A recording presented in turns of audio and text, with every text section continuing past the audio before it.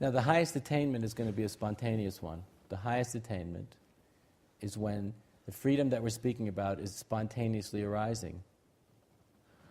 But if that's not the case, the next second best, which is pretty good, is you're doing it all through your own love of spirit and for your own aspiration for liberation.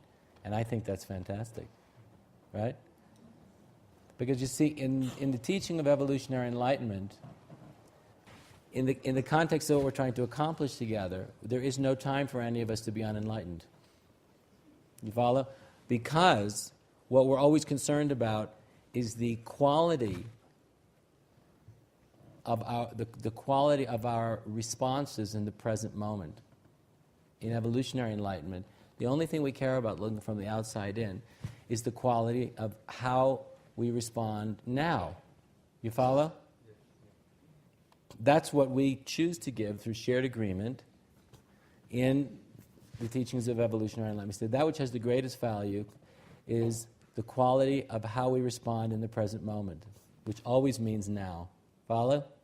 So therefore, we don't have any time for unenlightened responses, since we want to create heaven on earth. Isn't that right? We don't have time out. There is no time out. There's only time on, and there's no time out. You follow?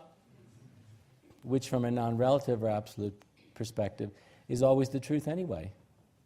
From the perspective of your unenlightened ego, you think, because you decide, that you have more time to be an unenlightened person. Right? Your ego decides, I have more time to be an unenlightened person because I don't feel or think I'm an enlightened person yet. So therefore, I'm not going to make an effort to act like an enlightened person because I'm deciding I'm not. For you, that might be fine. For you, that might be just fine. But everybody else has to suffer through the fact that you're not at least going to attempt to practice to be an enlightened person. You're not. You follow? So who suffers? Everyone else. See how this works? Remember, we're always looking at enlightenment here in the context of our shared cultural context and potential.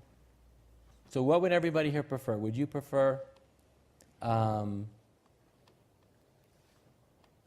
person next to you tries sincerely without pretense,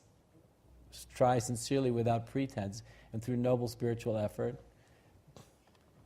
to be an enlightened person? Or would you prefer that they don't try? So you see, in the context of evolutionary enlightenment, really nobody has an excuse. I mean, in the end, if you take everything I'm saying seriously, nobody really has an excuse in the end not to at least appear to be an enlightened person.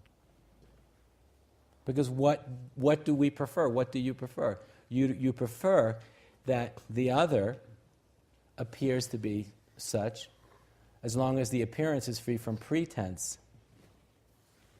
Right? We don't want the appearance to be full of pretense, but as long as there's no pretense, but there's authentic striving, authentic effort. Fantastic. It's more than good enough for me. Not more than. It is good enough.